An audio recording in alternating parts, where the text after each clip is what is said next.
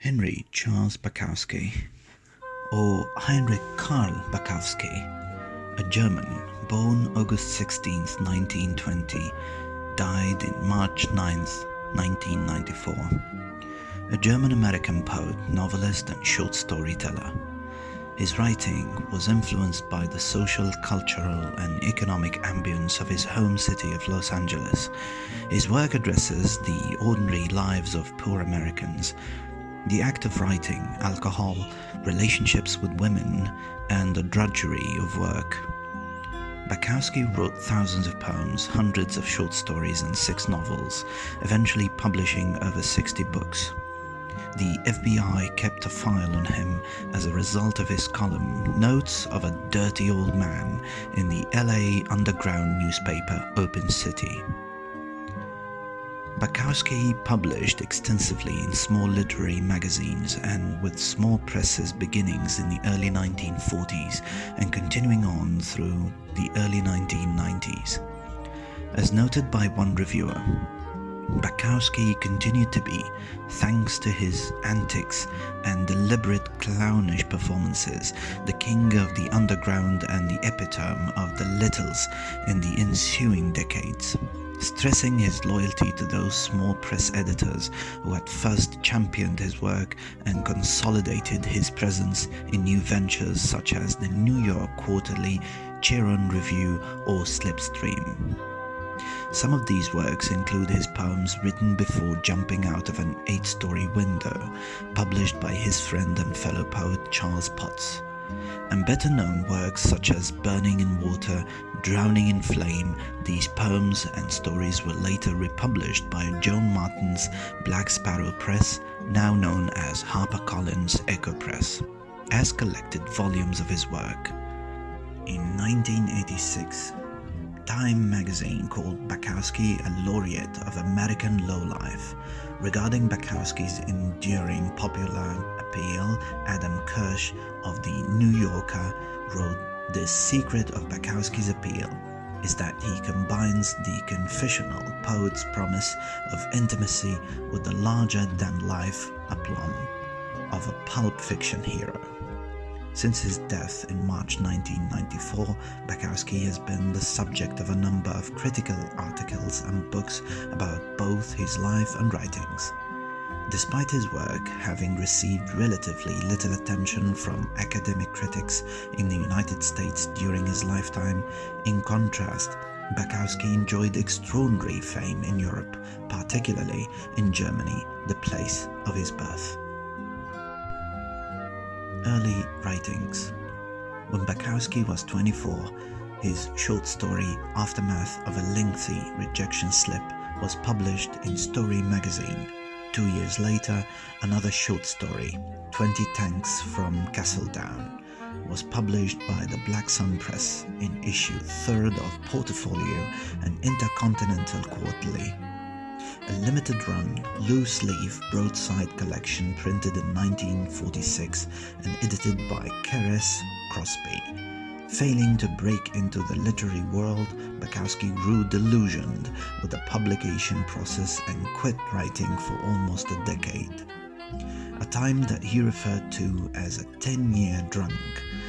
These lost years formed the basis of his later semi-autobiographical chronicles, and there are fictionalized versions of Bukowski's life through his highly stylized alter ego, Henry Chensky. During part of this period, he continued living in Los Angeles, working at a pickle factory for a short time, but also spending some time roaming about the United States, working sporadically and staying in cheap rooming houses. In the early 1950s, Bukowski took a job as a fill-in letter carrier with the United States Post Office Department in Los Angeles, but resigned just before he reached 3 years' service. 1955, he was treated for a near-fatal bleeding ulcer. After leaving the hospital, he began to write poetry. 1955, he agreed to marry small-town Texas poet Barbara Fry, but they subsequently divorced in 1958. According to Howard Soane's Charles Bukowski, locked in the arms of a crazy life, she later died under mysterious circumstances in India. Following his divorce, Bukowski resumed drinking and continued writing poetry. Several of his poems were published in late 1950s in Gallows, a small poetry magazine published briefly.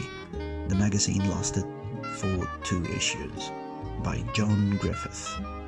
The small avant-garde literary magazine Nomad, published by Anthony Linnick and Donald Factor, the son of Max Factor Jr., offered a home to Bukowski's early work.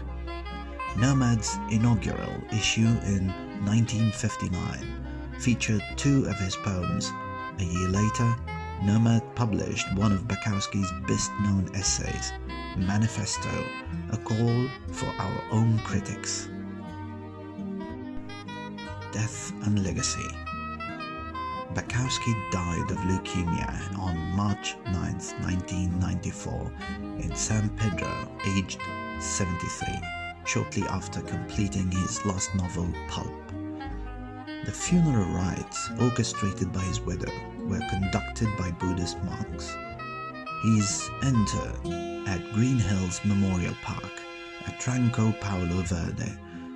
An account of the proceedings can be found in Gerald Laughlin's book Charles Bukowski, A Sure Bet. His gravestone reads, "Don't try," a phrase which Bukowski uses in one of his poems, advising aspiring writers and poets about inspiration and creativity. Bukowski explained the phrase in 1963 letter to John Williams Corrington. "Somebody at one of these places asked me, 'What do you do? How do you write? Create?' 'You don't,' I told them. 'You don't try. That's very important, not to try, either for Cadillacs, creation, or immortality. You wait, and if nothing happens, you wait some more. It's like a bug high on the wall.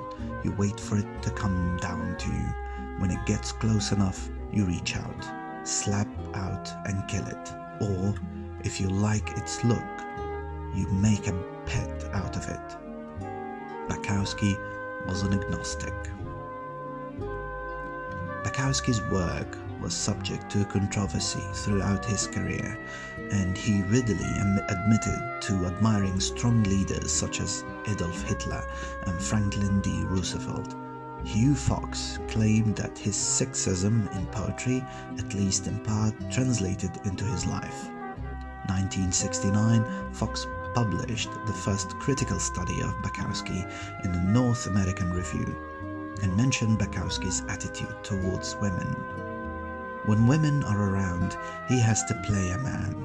In a way, it's the same kind of pose he plays at his poetry.